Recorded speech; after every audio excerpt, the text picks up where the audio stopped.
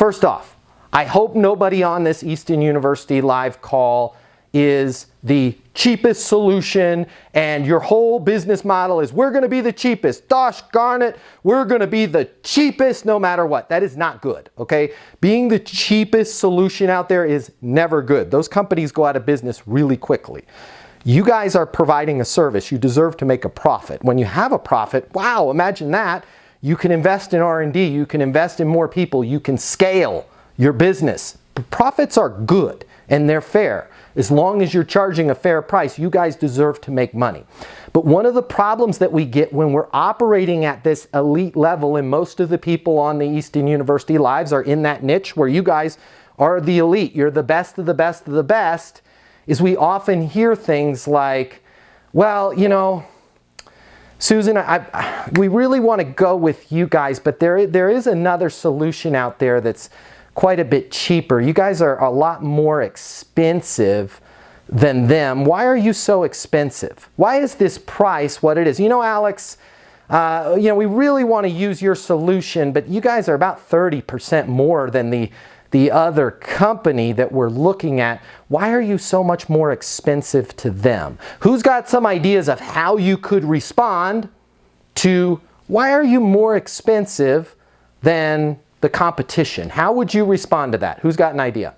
Our value is worth your penny because not only are we offering you these educational courses, but at the same time, not only are we partnered with the top medical mentors in Mexico, we're offering you the coaching session, an exclusive level of membership and access. That is the first time that Mexico does offer that in the market, plus a certain number of benefits. I might point those out, right? Yeah. Pharmaceutical access, whatnot, which altogether sums up to a value that is worth $10,000 a month. Still, we have made and paved the way for you to have it at this specific price for you and your team. Yeah, I like it. I like it, Alex. So the strategy is when somebody says, why are you more expensive? You're going to list out all of the things that make you better. It's a good strategy. Does anybody else have an alternative strategy besides just listing out all the things? Go ahead. John. John Fitzgerald. I'm driving, so that's why I'm not on camera. No worries. What I've been focusing on when that arises is I'm mirroring, and I want to get more information about what expensive means.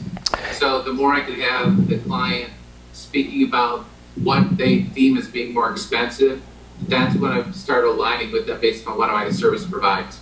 I like that. Hey, why are you so much more expensive than the competition? More expensive than the competition? Yeah, I mean, you guys really seem to have everything that we need, but your price is higher. We have everything that you need. Yeah, we do need to get this information in front of our people at this time, yada, yada, yada. John, makes sense, right? That's the road you're going down, correct? That's 100% how I do it. Good. Okay, let me give you guys a new tool. Are you ready? Sometimes in life, this stuff at Easton University is so much easier. Who wants to take a guess at what the clue is?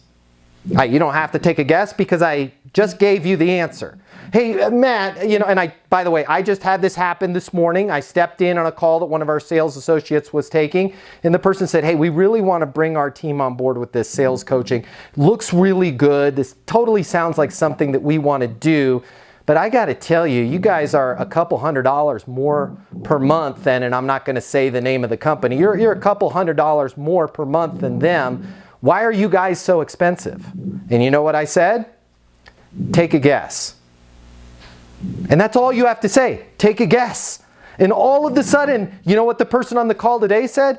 Well, I mean, your content is a lot more relative, and it seems newer, and it seems real world, and we did have 3 of our people take the sample courses on the website, and they were able to close a lot more deal. And you know, the other company, they don't do these live sessions every week that you guys do. And then all I had to say was, yeah, and there's other things as well, but those are some of the biggies. Does it make sense to move forward in getting your team on board with Easton University? Yeah, it does.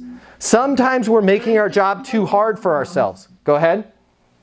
They close themselves. They close themselves. Absolutely right. Now, everything you guys said was right before Alex going through the stuff, but it's much better, Alex, if that client starts going through that list. Well, you know, you guys do have the connections with the pharmaceutical companies, and I do think we could save $5,000 a month. You could. I mean, with most of our clients, it's closer to $10,000. And you guys do have the XYZ and the ABC. Totally get it. In the list, there's others on that list, but just based on those, does it make sense for us to move forward? Next time somebody asks you, why are you more expensive than the competition? The first thing out of your mouth, because this is a no-lose situation, is for you to go take a guess. The worst thing that they're going to go is, well, I just don't know. To which you can go back to the first point we worked at in this today's live and say, totally get it. If you were to think about it, what do you think it would be? Well, I do think it would be the weekly lives. Those are really important, and the other company doesn't do weekly lives. Okay? Take a guess. If they don't know, notice how all this stuff I'm teaching you locks together, right?